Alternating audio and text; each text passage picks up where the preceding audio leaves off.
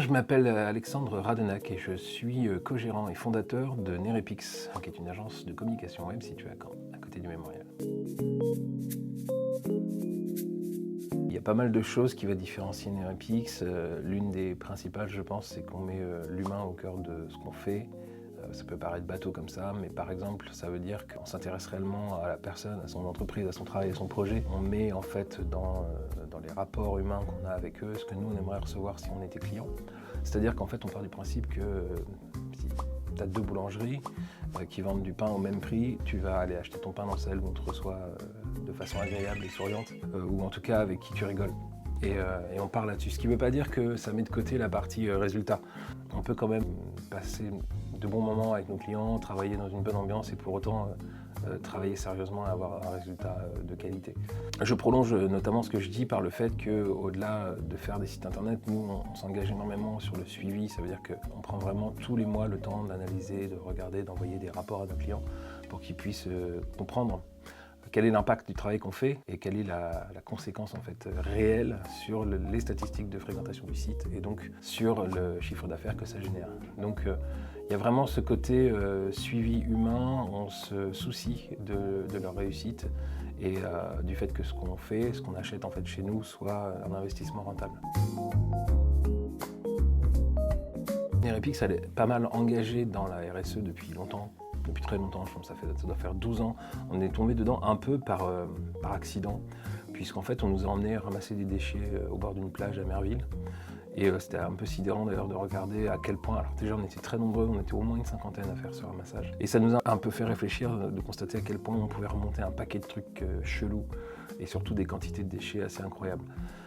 Je pense notamment à un extincteur, une toile de tente, une porte de frigo, des dingueries qui étaient comme ça dans les lagunes, etc. Ça nous a poussé, en fait, avec d'autres entreprises, à créer un collectif qui à l'époque s'appelait le mouvement Pérenne.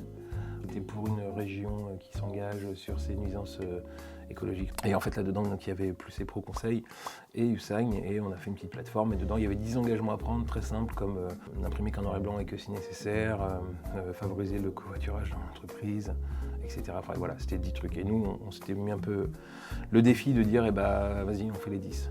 Et en fait, c'est parti comme ça. Mais à partir du moment où on a commencé à faire ça, on met le pied dans quelque chose où on se rend compte, tiens, on peut travailler différemment. C'est-à-dire, on peut essayer de... C'est pas parce que, par exemple, on commande des trucs qu'on est obligé d'accepter qu'un colis arrive avec 50 couches de carton et d'isolant dans les emballages, etc.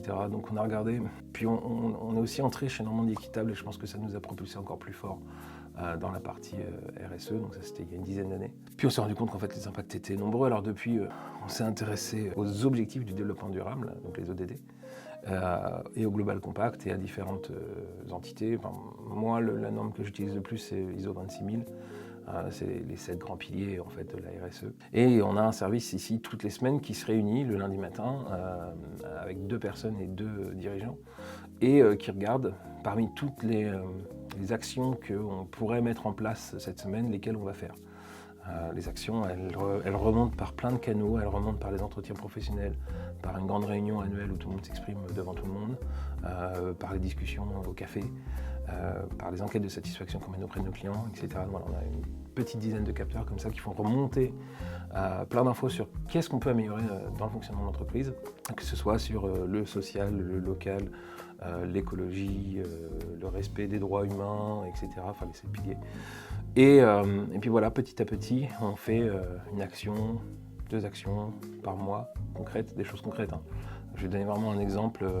Il y a eu une mise à jour du DURP qu'on a fait il n'y a pas longtemps et on a noté des petits soucis, notamment de posture et d'illumination, la façon dont étaient éclairés les bureaux par rapport aux écrans. Résultat, on a changé tous les bureaux pour des bureaux assis debout, ce qui permet en fait aux collègues de ne pas être stationnaires toute la journée, de pouvoir travailler debout s'ils en ont envie. On a changé tous les sièges par des sièges ergonomiques et en plus on a changé les emplacements des bureaux pour qu'ils respectent justement ce qui était demandé, d'avoir une lumière plutôt latérale qu'une lumière dans le dos ou en contre-jour qui ont tendance à avoir de mauvais impacts sur la vue.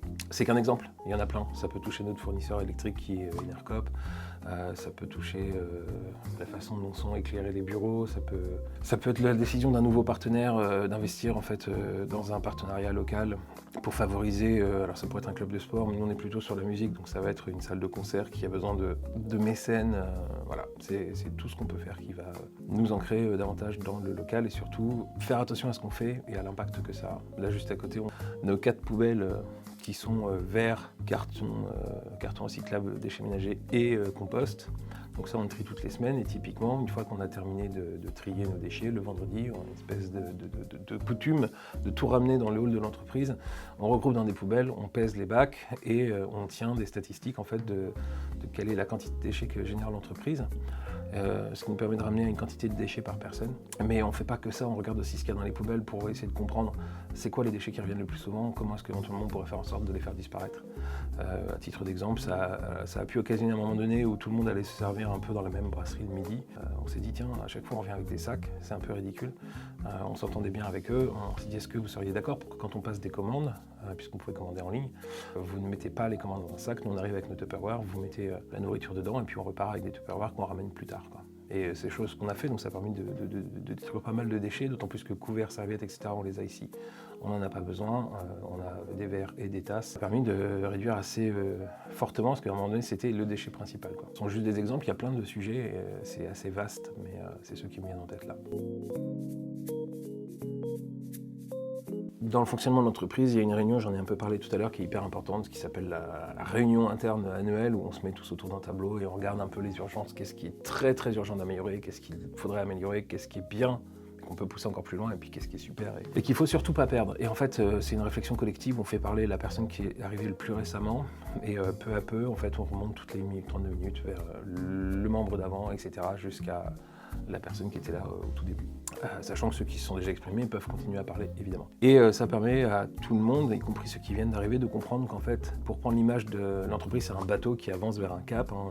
Souvent, c'est un chiffre d'affaires à réaliser. Ce qu'on essaie de leur faire comprendre ici, c'est que le fameux bateau, en fait, on n'est pas juste là pour ramer et faire avancer le bateau. On est aussi capable de dire, mais attendez, notre bateau, on pourrait le mettre comme ça, ou il pourrait avoir tel aménagement, ou tiens, si on changeait le moteur et on mettait des voiles, peut-être qu'il polluerait moins. Et c'est leur faire comprendre ça, c'est qu'on peut modifier le bateau. Et on prend les avis de tout le monde. L'idée, c'est aussi d'essayer d'inculquer le plus possible la notion du collectif. À ce titre-là, par exemple, le vendredi, je parlais tout à l'heure de la pesée des déchets. En fait, ça, c'est une des tâches, hein, c'est pas les seules qu'on fait, mais comme on va partir en week-end et qu'après, il y a le ménage qui est fait pendant le week-end, bah, nous, on demande à ce qu'il y ait une petite dizaine de missions comme ça qui sont à faire, comme ranger la cafétéria, regrouper toute la vaisselle dans le lave-vaisselle, etc. Et bah, ça, on a une petite roue du hasard qui tourne, qui dispatche les missions en face de chaque personne, et puis chacun fait sa mission, et ceux qui ont terminé la mission vont aider ceux qui n'ont pas encore fini à terminer leur mission à eux, et puis quand tout est terminé, tout le monde s'en va. Mais l'idée, voilà, c'est encore une fois de garder un environnement sympathique, travailler dans l'esprit collectif, etc. Donc pour terminer, si on peut donner d'autres exemples, là j'ai mon petit tableau, regarde un petit peu ce qui a été fait cette année. Ce qui a été fait, c'est qu'on n'a pas de bol pour nos chers collègues qui ont quand même des petits soucis avec leur voiture, donc on leur permet de disposer du véhicule de fonction, en fait, qui permet, c'est un véhicule partagé qu'ils peuvent récupérer quand ils sont un peu en galère. La possibilité ici de faire du télétravail à volonté, alors c'est assez rigolo parce qu'effectivement ils peuvent faire du télétravail comme ils veulent. Il suffit de prévenir la veille au minimum, mais la réalité c'est qu'en fait quasiment personne n'a fait de télétravail. Le télétravail est utilisé en général pour recevoir un artisan ou un colis à la maison, mais la plupart du temps les gens viennent ici. Je pense que c'est aussi le fait que les gens, j'ai l'impression, apprécient de travailler les uns avec les autres, et pourvu que ça dure. Ce que je pense, c'est que dans notre façon de fonctionner, il y a beaucoup de trucs qu'on n'a pas forcément tirés d'une formation, d'un cours, etc. Et en écoutant nos collègues, en fait, on a obtenu des idées qui peut-être n'existent pas ailleurs. Et on a testé des trucs, il y a pas mal de choses qui n'ont pas marché, qu'on a laissé tomber. Il y en a d'autres qui ont fonctionné. Et moi, je pense que les ouvriers, ça a justement cet objectif de partager des méthodes, partager des idées.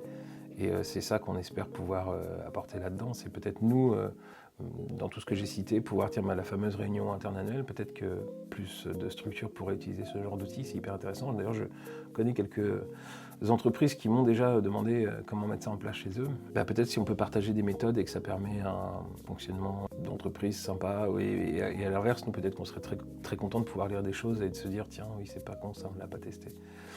Voilà ce qu'on aimerait y trouver et y apporter.